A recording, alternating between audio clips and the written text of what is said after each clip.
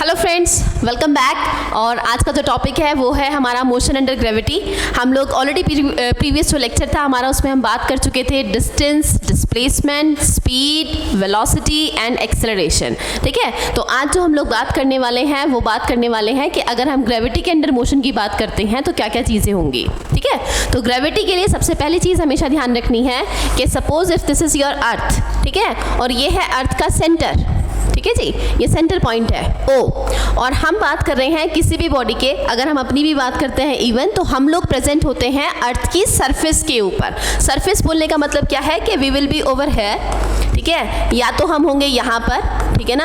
अगर मैं ऐसे बना रही हूँ तो उसका मतलब ये नहीं कि नीचे आदमी गिर जाएगा, ठीक है ना। Because of the gravity factor we will remain attach to the surface of the earth. ठीक, तो हम कहीं पर भी इस पूरी अर्थ के ऊपर हो सकते हैं but we will be on the surface of the earth. तो अगर ये बॉडी किसी भी तरीके से क्या करती है, किसी भी तरीके से जंप करती है, तो अल्टीमेटली ये फॉल जो करेगी वो करेगी towards the centre of the earth. तो अर्थ की जो ग्रेविटी वैल्यू है वो हमेशा काम करती है towards the centre of the अर्थ, और इस ग्रेविटी की जो वैल्यू होती है वो होती है 9.8 मीटर पर सेकेंड स्क्वायर। ठीक है, तो ये है ग्रेविटी जिसके साथ कोई भी बॉडी जो है वो आपकी अर्थ की तरफ अट्रैक्टेड होती है टूवर्ड्स दी सेंटर। ठीक है, तो ये जो जी है इसकी डायरेक्शन हमेशा फिक्स है, सेंटर की तरफ होगी अर्थ के। ठीक है, और हमेशा डायरेक्टेड होगी सेंटर की तरफ तो है ही, लेकिन वैल्यू भी फिक्स होगी हमेशा, जो कि होगी 9.8 फॉर कैलकुलेशन पर्पस, और जिसको कि हम approximately 10 metre per second square भी ले सकते हैं। ठीक है, तो अब मैं बात करूंगी कि हमारे पास कौन कौन से केसेस हैं जहां पर हम इस ग्रेविटी की बात करेंगे। तो अगर हम ग्रेविटी की बात करते हैं तो हमारे पास इक्वेशंस ऑफ मोशन होती हैं। ठीक है ना, इक्वेशंस ऑफ मोशन जो है अब हमारे पास वो है 3। ठीक है, इक्वेशंस ऑफ मोशन, ठीक, जिसमें कि पहली जो इक्वेशन है हमारे पास वो है v is equals to u plus a t. दूसरी जो इक्वेशन है वो है s is equals to u t plus half a t square. तीसरी जो इक्वेशन है वो है हमारे पास v square is equals to u square plus 2as। तो ये जो तीनों की तीनों इक्वेशन हैं ये आपकी हैं इक्वेशंस ऑफ मोशन, जो कि काम करती हैं फर्स्ट एंड प्राइमरीली। देखिए, हम इक्वेशंस ऑफ मोशन तो पढ़ लेते हैं, लेकिन पढ़ने के बाद हमें ये नहीं पता चलता है कि ये इक्वेशन ऑफ मोशन कहाँ काम आएंगे और किस चीज़ के लिए वैलिड होंगी। ठीक है ना, तो फर्स्ट एंड फॉरमोस्ट थिंग कि ये जो इक्वेशंस ऑफ मोशन है वो हमेशा एक ऐसे एनवायरनमेंट के लिए है या एक ऐसी प्लेस के लिए है जहाँ पर आपका है वैक्यूम। ठीक है, ये जो इक्वेशंस बनी है वो बनी है एक ऐसी कंडीशन के लिए जहाँ पर चारों तरफ है वैक्यूम, बट हम इनको एक रियल लाइफ सिचुएशन में अप्लाई करते हैं। दैट मीन्स हमारे चारों तरफ होती है एयर, तो बनी है वैक्यूम के लिए लेकिन हम लगाते हैं इसको एयर के लिए। ठीक है, तो जो आंसर होगा इन इक्वेशंस ऑफ मोशन का वो हमेशा हम लोग देंगे वैक्यूम के अकॉर्डिंग। तो इसीलिए इसमें एक बहुत बेसिक क्वेश्चन हमेशा पूछा जाता है कि अगर हम इस हाइट से, मतलब सेम हाइट से दो ऑब्जेक्ट्स को ऊपर से नीचे ड्रॉप करेंगे तो वो कौन सा ऑब्जेक्ट है जो सबसे पहले नीचे आएगा, वेदर अ स्टोन और अ फेदर। तो सेम हाइट से अगर हम स्टोन को और फेदर को नीचे की तरफ गिराएंगे तो दोनों सेम टाइम में नीचे आएंगे। ये अभी हम प्रूफ भी करेंगे, लेकिन मैं यहाँ इस वैक्यूम टर्म का मतलब आपको बता रही हूँ। ठीक है, तो अगर हम ओरिजिनल अगर हम बात करेंगे तो ओरिजिनली जो आपका स्टोन है वो पहले आता है, फेदर बाद में आता है, लेकिन वो रियल टाइम सिचुएशन में हम लोग ये इक्वेशंस नहीं लगा रहे हैं। हम किस कंडीशन के लिए लगा रहे हैं, वैक्यूम। तो फॉर वैक्यूम अगर हम बात कर रहे हैं तो दोनों फेदर भी और स्टोन भी आपका सेम टाइम में ऊपर से नीचे फॉल करेंगे। ठीक है, now second and most important thing कि कौन से मोशन के लिए काम करेगी। तो जब हम लोग बात करते हैं इक्वेशंस ऑफ मोशन की तो हमारे पास जो मोशन है वो 3 डायमेंशन हो सकता है एट द मैक्स। मतलब अगर हम किसी भी बॉडी के मोशन को डिस्क्राइब करना चाह रहे हैं तो उसके लिए हमें वैसे तो एक डायमेंशन से भी हम उसको डिस्क्राइब कर सकते हैं, बट एट द मैक्स अगर हम डिस्क्राइब करते हैं तो वी रिक्वायर एटलीस्ट 3 कोऑर्डिनेट्स। ठीक है, x coordinate, y coordinate and z coordinate. ठीक है, तो अगर हम एट अ टाइम सिर्फ एक ही कोऑर्डिनेट को किसी भी बॉडी के मोशन को समझाने के लिए इस्तेमाल कर रहे हैं, या तो वो कोऑर्डिनेट है सिर्फ x, या तो वो कोऑर्डिनेट है सिर्फ y, या तो वो कोऑर्डिनेट है सिर्फ z, मतलब हम इक्वेशन को अप्लाई कर रहे हैं सिर्फ 1 डायमेंशन में, then only these equations are valid. ठीक है। तो first and foremost important point कि these are valid for vacuum only, और दूसरा सबसे इंपॉर्टेंट पॉइंट कि these are for one dimensional motion only, के मतलब आपकी बॉडी अगर स्ट्रेट लाइन में मोशन करेगी तभी ये इक्वेशंस वैलिड है, अदरवाइज ये इक्वेशंस और किसी भी पर्पस के लिए वैलिड नहीं होंगी। ठीक है। अब स्ट्रेट लाइन बोलने का मतलब क्या है कि आप घर से चले मार्केट, स्ट्रेट लाइन ऑब्वियसली, और मार्केट से वापस आए घर। ठीक है। इस तरीके का अगर कोई भी मोशन है तो आपकी ये इक्वेशंस वहाँ सब जगह वैलिड होंगी। ठीक है। अब बेसिकली बोलते हैं हम ये 3 इक्वेशन है, लेकिन एक और इक्वेशन है जो हम nth सेकंड के लिए अप्लाई करते हैं। ठीक है। तो बेसिकली nth सेकंड के लिए जो हमारे पास डिस्प्लेसमेंट की वैल्यू आती है, मतलब कि आपकी कोई भी बॉडी चल रही थी फॉर n सेकंड, लेकिन हमें पता करना है कि लास्ट के 1 सेकंड में उसने कितना डिस्प्लेसमेंट ट्रैवल किया, तो that will be given by this formula. ठीक है। तो SNH का फॉर्मूला होता है u plus a/2 into 2n-1। ठीक है। तो ये जो चारों इक्वेशंस हैं, वैसे तो प्राइमरीली 3 हैं, लेकिन ये जो चौथी इक्वेशन है ये हम जस्ट लास्ट के 1 सेकंड के लिए अप्लाई करते हैं। ठीक है। तो सारी इक्वेशंस को हम लोग जो है मोशन अंडर ग्रेविटी के लिए भी अप्लाई करेंगे, वहाँ पर भी हम लोग इस्तेमाल करेंगे। तो अब इससे हम ग्रेविटी में कैसे चले जाते हैं। ठीक है। तो ग्रेविटी के लिए जब इन इक्वेशंस की हम लोग बात करेंगे तो वहाँ पर आपकी जो इक्वेशंस हैं वो कैसे हो जाएंगी, आपके बनेंगे 2 मोशन। ठीक है। हम लोग बात कर रहे हैं मोशन अंडर ग्रेविटी की, तो आपके पास बनेंगे 2 मोशन। ठीक है। पहला जो आपका मोशन होगा वो मैं बोल रही हूँ वर्टिकली अपवर्ड्स। ठीक है। दूसरा जो आपका मोशन है वो है आपका मोशन वर्टिकली डाउनवर्ड्स। ठीक है। तो या तो मोशन है वर्टिकली अपवर्ड या फिर मोशन है वर्टिकली डाउनवर्ड्स। दोनों ही मोशन के लिए, क्योंकि हम ग्रेविटी की बात कर रहे हैं, तो एक्सेलरेशन पूरे के पूरे पाथ के लिए रहेगा कांस्टेंट, और जो कि बराबर होगा हमेशा g के। ठीक है। तो जो मैंने आपके मोस्ट इंपॉर्टेंट पॉइंट्स की बात की थी, तो इक्वेशंस ऑफ मोशन जो है वो वैक्यूम के लिए हैं, 1 डायमेंशनल मोशन के लिए हैं, लेकिन स्पेसिफिकली अगर हम ग्रेविटी की बात करते हैं तो ग्रेविटी वैल्यू, चाहे आपका वर्टिकली अपवर्ड मोशन हो चाहे आपका वर्टिकली डाउनवर्ड मोशन हो, ग्रेविटी की वैल्यू पूरे के पूरे पाथ के लिए हमेशा रहेगी constant, and that will remain 9.8 metre per second square. ठीक है। और हमेशा उसकी डायरेक्शन भी फिक्स है, वो हमेशा होगी directed towards the centre of the earth. ठीक। तो आप मोशन कहीं भी करें, चाहे आप ऊपर जाएं चाहे आप नीचे आएँ, आपका जो जी वैल्यू है वो वैल्यू फिक्स रहने वाली है, और वो हमेशा डायरेक्टेड होगी टुवर्ड्स डाउन साइड। ठीक है ना, ग्राउंड की तरफ हमेशा वो डायरेक्टेड होगी। ठीक। तो अब हम जब बात करते हैं वर्टिकली अपवर्ड मोशन की, तो इसको मैं फिगर के थ्रू आपको समझा रही हूँ। तीनों इक्वेशंस ऑफ मोशन हम दोनों मोशन के लिए लिखेंगे, एंड फाइनली हम जो है यहाँ पर इन इक्वेशंस को कैसे मॉडिफाई हो जाती है उसकी हम लोग बात करेंगे। तो अगर वर्टिकली अपवर्ड हम लोग बोल रहे हैं तो उसका मतलब है कि ये कोई है एक प्लेन सरफेस, और प्लेन सरफेस से हमने किसी बॉडी को ऊपर की तरफ प्रोजेक्ट किया है। ठीक है। तो first and foremost thing, simple terms में भी आप समझें कि यहाँ से अगर किसी बॉडी को ऊपर जाना है तो वो अपने आप टूट के जाएगी नहीं, आपको उसको क्या देना पड़ेगा, एक इनिशियल वेलोसिटी। ठीक है ना। तो आपने इस पॉइंट से बॉडी को ऊपर भेजने के लिए, ए पॉइंट से बॉडी को कहाँ तक भेजने के लिए, बी पॉइंट तक भेजने के लिए आपने उसको दी एक इनिशियल वेलोसिटी। ठीक है। वो जो इनिशियल वेलोसिटी है उसकी वैल्यू है u। ठीक। u से वो बॉडी जो है एक मैक्सिमम हाइट h को अटेन करेगी। ठीक है। और जब वो अपने हाईएस्ट पॉइंट पर होगी तो उसकी फाइनल वेलोसिटी होगी 0। ठीक है। तो जब हम वर्टिकली अपवर्ड मोशन की बात करते हैं तो these all things are fixed. ठीक है। और अगर ये फिक्स्ड है तो जो आपकी फर्स्ट इक्वेशन ऑफ मोशन है, जो कि आपको बोलती है कि v इक्वल्स टू होता है u प्लस at, ठीक है, वो इक्वेशन आपकी बन जाएगी, क्योंकि v वैल्यू तो आपकी हो गई है 0, u वैल्यू आपके पास u ही है, और at जो वैल्यू है, क्योंकि a g के बराबर हो चुका है अपवर्ड मोशन के लिए। ठीक है। तो स्पेसिफिकली अगर मैं बात करूं, अगर वर्टिकली अपवर्ड मोशन है, और जैसा कि मैंने कहा कि g की डायरेक्शन हमेशा डाउनवर्ड डायरेक्शन में डायरेक्टेड रहती है, तो क्योंकि हम वर्टिकली अपवर्ड मोशन कर रहे हैं और एक्सेलरेशन वेक्टर क्वांटिटी होने की वजह से हम यहाँ पर जो g की साइन है वो लेंगे नेगेटिव। दैट शोज के we are moving in the opposite direction towards to that of the gravity. ठीक है। तो ये जो आपके पास बीच में प्लस साइन है, दिस विल बी टर्मिनेटेड। ठीक है। और ये आपका हो जाएगा -gt, and hence we will get, जिसको मैं एक साथ अभी लिख रही हूँ फटाफट, कि u इक्वल्स टू होगा gt फ्रॉम फर्स्ट इक्वेशन। ठीक है। दूसरी इक्वेशन जो कि है हमारे पास s is equals to ut plus half at square.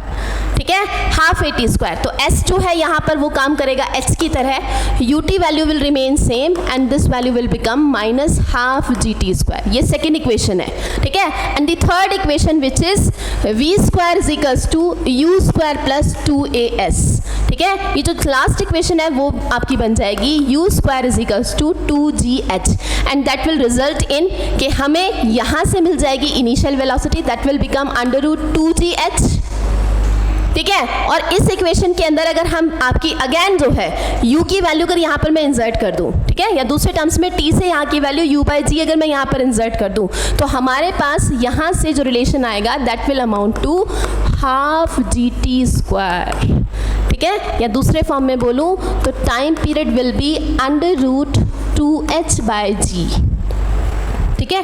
तो ये हमारे पास तीन रिलेशन निकल करके आएंगे। अगर हम इसी के साथ साथ अब बात करते हैं वर्टिकली डाउनवर्ड मोशन की, तो वर्टिकली डाउनवर्ड मोशन में क्या होगा, सबसे पहली चीज़ वर्टिकली डाउनवर्ड मोशन है, फिर से वही डायग्राम बनाते हैं हम लोग, ठीक है। फिजिक्स में आपको क्या मैक्सिमम लोगों को इसमें टेंडेंसी होती है कि मैथ समझ में आता है, केमिस्ट्री में रट्टाफिकेशन लगता है तो वो ठीक है, वो भी समझ में आता है, लेकिन फिजिक्स में मैक्सिमम लोगों को लगता है कि समझ में नहीं आ रही है। रीज़न बीइंग कि आप चीज़ों को विजुअलाइज नहीं करते हैं। फिजिक्स बहुत आसान है but you need to visualise, ठीक है। जितना आप दिमाग में बैठ के उसको सोचोगे उतनी आपके लिए फिजिक्स जो है आसान हो जाएगी। तो इक्वेशंस ऑफ मोशन की हम लोग बात कर रहे हैं, बैठ के आप उसको एक बार आंख बंद करके क्वेश्चन को सोचिए, है ना। सोचने का मतलब क्या है कि आप उसको देखिए मोशन कहाँ से कहाँ हो रहा है, क्या क्या चीज़ें गिवन है और क्या हमको फाइंड आउट करना है। अगर आप ये चीज़ बैठ के मेमोराइज करेंगे तो definitely I can assure you all कि आप जितने भी क्वेश्चन करेंगे वो सब के सब आप आसानी से सॉल्व कर पाएंगे। तो अगर आपका मैथ्स ठीक ठाक भी है या physics will be very good if you are able to memorise, ठीक है, कुछ विजुअलाइज, ठीक है ना। One thing is memorise and one thing is visualise. Memorise is के फॉर्मूले हैं हमें याद करने हैं, ठीक है। विजुअलाइज इज कि हमने एक पिक्चर फ्रेम करनी है माइंड के अंदर। अगर हमने एक पिक्चर फ्रेम कर ली माइंड के अंदर तो definitely we are going to get the answer, ठीक है। पहली बार में नहीं आएगा, दूसरी में नहीं आएगा, बट थर्ड बार अगर आप थर्ड टाइम उसको ट्राई करेंगे तो definitely you are going to get an answer, ठीक है। तो practice makes a man perfect. Definitely physics बहुत अच्छी हो जाएगी अगर आप इन लेक्चर्स को थॉरली एक बार एक लुकआउट देंगे, ठीक है। तो आपको बहुत ज़्यादा बुक पढ़ने की जरूरत नहीं है, जस्ट ये लेक्चर पढ़िए और फिर जाकर के आप न्यूमेरिकल सॉल्व कीजिए। I can assure you all कि आपको बहुत ज़्यादा इंप्रूवमेंट मिलेगा अपने न्यूमेरिकल पार्ट में, ठीक है। तो कैलकुलेशन बहुत ज़्यादा याद नहीं करनी है, सिर्फ फॉर्मूला पता होना चाहिए and you will be able to solve, ठीक है। विजुअलाइज करना आना चाहिए कि चीज़ कहाँ से कहाँ जा रही है, ठीक है। तो यहाँ पर देखिए जब वर्टिकली डाउनवर्ड मोशन की हम लोग बात करेंगे तो ऑब्वियसली बात है डाउनवर्ड मोशन के लिए कोई चीज़ हाइट पर होनी चाहिए तभी तो वो डाउन आएगी, ठीक है। तो हम ऑलरेडी हैं किसी हाइट पर, ठीक है, and we suppose it to be C point, ठीक है। यहाँ से हमें आना है नीचे। अब आप समझे इस चीज़ को कि अगर हमने ये बॉल यहाँ पर पकड़ी हुई है, मार्कर भी पकड़ा हुआ है, मैं फेंकूंगी नहीं इसको, ठीक है तो इसीलिए मैं जस्ट आपको एक्शन करके बता रही हूँ, ठीक, कि आपने यहाँ पे बॉल पकड़ी हुई है, बॉल को आप सिंपली ऐसे ड्रॉप कर दें, जस्ट रिलीज इट, ठीक है ना। तो it will automatically come in the downward direction. क्यों? क्योंकि ग्रेविटी वैल्यू काम कर रही है और हर चीज़ ऊपर से कहाँ आती है, नीचे। तो यानी कि आपको इस बॉल को कोई भी इनिशियल वेलोसिटी जैसे यहाँ आपने दी थी यहाँ आपको देने की ज़रूरत नहीं पड़ेगी, ठीक है। तो नीचे आपकी बॉडी आएगी और आपकी इनिशियल वेलोसिटी क्योंकि आपको नहीं देनी पड़ रही है तो वो वैल्यू होगी 0। लेकिन जब वो बॉडी ऊपर से नीचे आएगी, ठीक है ना, कैसे है अब ये आप इसको सिंपल देख भी सकते हैं कि अगर हम ऊपर से आज करके भी देखिएगा चाहे तो इसको आप बॉल ऊपर से नीचे फेंकिए, ठीक है। आप बॉल ऊपर से नीचे फेंकेंगे तो आपको जैसे ही आप उसके नीचे हाथ लगाएंगे तो you will feel some kind of pressure into your hands, ठीक है ना, एक फोर्स लगेगा आपके हाथ के ऊपर। तो वो किसकी वजह से होगा? क्योंकि वो बॉडी जब ऊपर से नीचे आ रही है तो नीचे आते आते उसने क्या कर ली है, एक वेलोसिटी गेन कर ली है। तो जब वो बॉडी ग्राउंड को स्ट्राइक करेगी उससे पहले उसके पास होगी एक मैक्सिमम वेलोसिटी v, ठीक है। एंड हेंस वी कैन हम इन तीनों के तीनों फॉर्मूले को फिर से हम इनको रिजॉल्व कर सकते हैं। कैसे रिजॉल्व करेंगे? आपकी बार u वैल्यू हो जाएगी 0, v वैल्यू v ही रहेगी और gt जो वैल्यू है, क्योंकि ग्रेविटी डाउनवर्ड हम बात कर रहे हैं, मोशन भी हमारा डाउनवर्ड ही हो रहा है, तो इस पर जो a वैल्यू है वो काम करेगी प्लस g, ठीक है। तो पहली जो रिलेशन है वो बन जाएगी v is equals to g t. दूसरा जो हमारा रिलेशन है वो बन जाएगा h is equals to half g t square. और तीसरा जो हमारा रिलेशन है वो बन जाएगा v is equals to under root 2gh, ठीक है।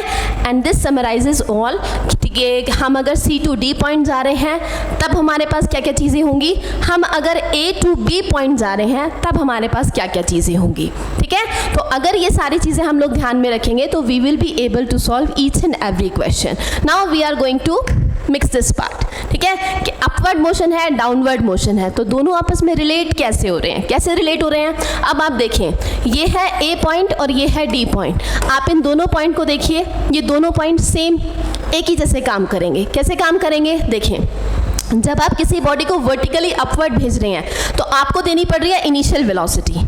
ऐसे ही जब कोई बॉडी ऊपर से नीचे आ रही है तो आते आते फाइनली उसकी हो गई है एक फाइनल वेलोसिटी v। यहाँ आप इस इनिशियल वेलोसिटी की वैल्यू देखें जिसका रिलेशन आपके पास आया है √2gh। ठीक है, मैं पेन का कलर चेंज कर रही हूँ क्योंकि मैं कुछ इंपॉर्टेंट पॉइंट्स आपको यहाँ पे बताने वाली हूँ।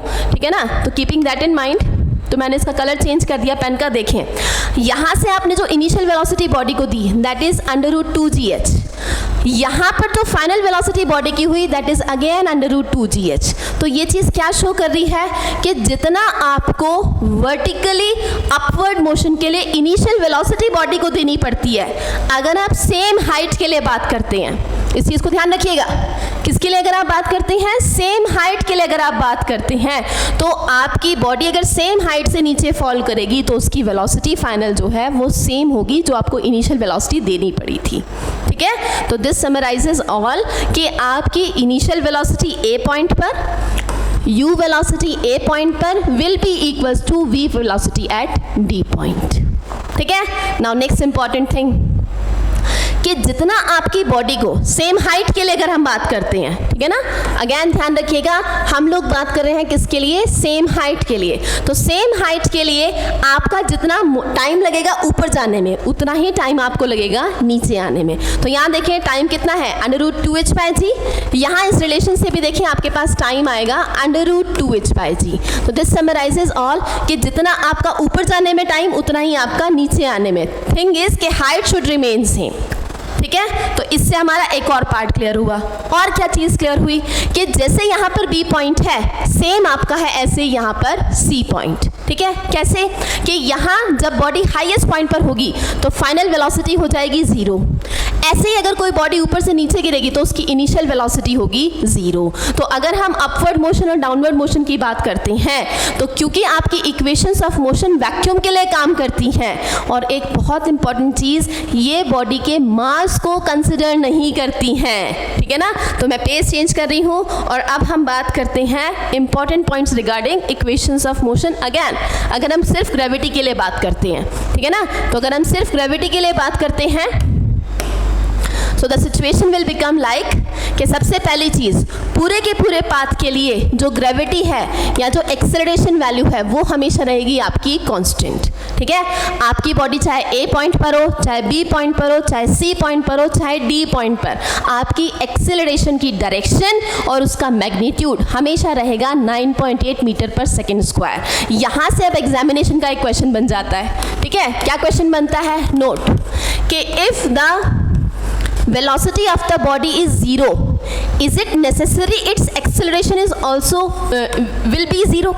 कि अगर बॉडी की वेलोसिटी 0 है तो क्या ज़रूरी है कि उसकी एक्सेलरेशन भी 0 है। देखें इसका आंसर हमने अभी किया, हमने देखा vertically upward motion. Vertically upward motion में जब हम A to B पॉइंट गए तो फाइनल पॉइंट पे जाके आपकी वेलोसिटी वैल्यू क्या हो गई थी, 0। लेकिन अभी मैंने कहा ग्रेविटी पूरे पाथ के लिए क्या रहने वाली है, कांस्टेंट। तो एक्सेलरेशन तो वर्टिकली डाउनवर्ड्स है या नहीं, जो कि g के बराबर है। ठीक है ना, तो even if the velocity is 0 then your acceleration can have some kind of value. ठीक है, तो यहाँ से एक ये क्वेश्चन हुआ हमारा। अब हम बात करते हैं दूसरे पॉइंट की, जो मैंने अभी कहा कि ये जितनी भी बातें हमने करी, चाहे हमने बॉडी की मास की बात करी हो, चाहे हमने बॉडी की वेलोसिटी की बात करी हो, those are all independent of the mass of the body.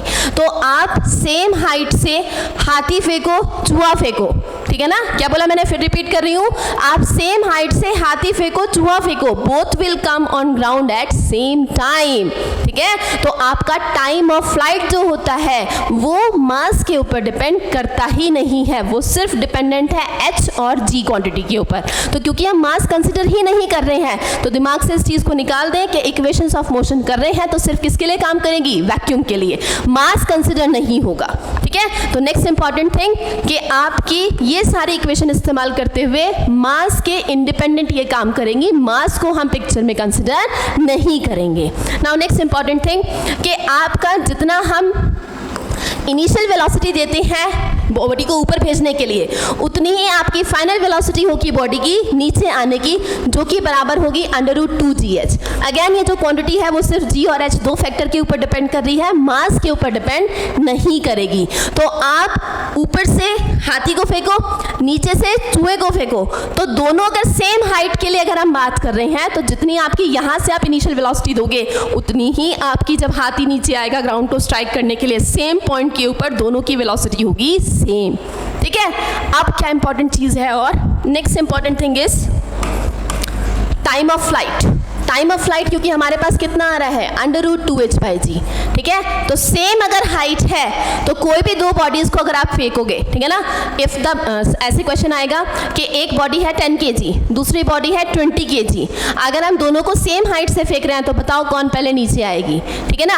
अगर क्वेश्चन के अंदर मेंशन नहीं है कि we are not considering outside conditions, ठीक है ना, मतलब बाहर की कोई कंडीशन हमने कंसिडर नहीं करी है, चाहे मेंशन है या मेंशन नहीं है, अगर मेंशन किया है कि हम विस्कस फोर्स को इंक्लूड कर रहे हैं या रेजिस्टिव फोर्स को इंक्लूड कर रहे हैं, तो आंसर चेंज हो जाएगा। ठीक है ना। लेकिन अगर ऐसा नहीं लिखा हुआ है तो your answer will remain same, के मतलब चाहे 10 kg भेजो चाहे 20 kg भेजो, आपकी बॉडी अगर सेम हाइट से फॉल कर रही है तो टाइम ऑफ फॉल भी होगा सेम। ठीक है। तो स्टोन और फेदर दोनों ऊपर से नीचे सेम हाइट से सेम टाइम में आएंगे। ठीक है। नाउ नेक्स्ट इंपॉर्टेंट थिंग, हमने ये सारी बातें कर ली, ठीक है ना। तो आप देखें पूरे के पूरे पाथ के लिए, है ना, या जब हम बात कर रहे हैं मोशन अंडर ग्रेविटी की, ठीक है, तो क्या क्या चीज़ें हैं जो आपकी सेम रहने वाली हैं या उनके ऊपर कोई इम्पैक्ट नहीं होगा। ठीक है ना। तो क्या क्या है वो चीज़ें, एक तो आपकी ये वेलोसिटी ही है ना, क्योंकि मास के ऊपर डिपेंडेंट नहीं है, कोई इम्पैक्ट नहीं होने वाला, लेकिन ये एक मोमेंट पर है।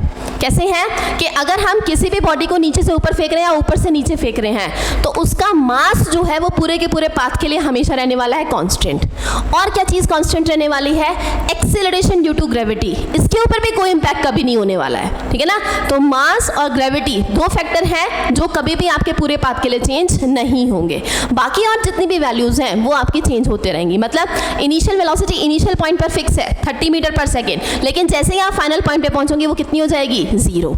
और इसी के साथ साथ जितनी भी क्वांटिटीज आपकी मास डिपेंडेंट है, ठीक है ना, फिर से मैं बोल रही हूँ, जितनी भी क्वांटिटीज, फिर चाहे वो आपकी काइनेटिक एनर्जी है, फिर चाहे वो आपकी पोटेंशियल एनर्जी है, वो जितनी आपके इनिशियल पॉइंट पर थी वो फाइनल पॉइंट पर सेम नहीं होगी। ठीक है ना। ये सारी चीज़ वेरिएबल हैं, सिर्फ इन दो चीज़ों को छोड़ के बाकी सारी चीज़ें आपके मोशन के लिए क्या है, वेरिएबल। ठीक है। इसी के साथ साथ इन दो के साथ एक और फैक्टर है जो आपका कांस्टेंट रहेगा, क्योंकि हमने काइनेटिक एनर्जी और पोटेंशियल एनर्जी की बात करी, हमने मैकेनिकल एनर्जी की बात नहीं करी।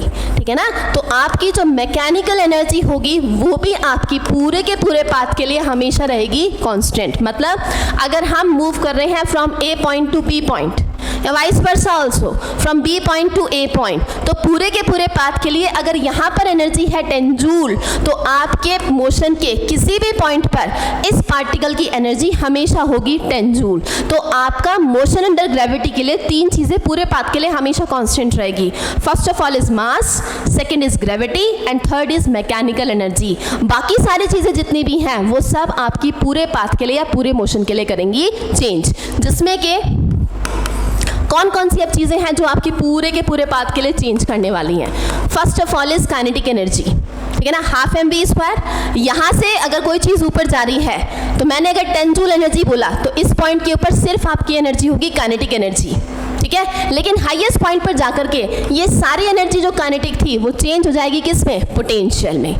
लेकिन अगर किसी मिडिल पॉइंट की आप बात करोगे या पाथ में किसी भी एक रैंडम पॉइंट की आप बात करोगे तो उस पॉइंट के ऊपर काइनेटिक एनर्जी भी प्रेजेंट होगी और पोटेंशियल एनर्जी भी प्रेजेंट होगी। ठीक है ना। But you can not predict कि कितनी पोटेंशियल और कितनी काइनेटिक, ठीक है ना, अनटिल एंड अनलेस कि आपको कुछ वेलोसिटी ना दी हो, हाइट ना दिया हो या टाइम ना दिया हो। ठीक है ना। तो जब तक ये फैक्टर आपको गिवन नहीं होंगे तब तक आप प्रिडिक्ट नहीं कर सकते कि कितनी काइनेटिक और कितनी पोटेंशियल। ठीक है। लेकिन ये चीज़ अंडरस्टूड है कि काइनेटिक एनर्जी लोवेस्ट पॉइंट पर हाईएस्ट होगी और हाईएस्ट पॉइंट पर लोवेस्ट होगी। सेम फैशन में पोटेंशियल एनर्जी हाईएस्ट पॉइंट पर हाईएस्ट होगी और लोवेस्ट पॉइंट पर लोवेस्ट होगी। कैसे?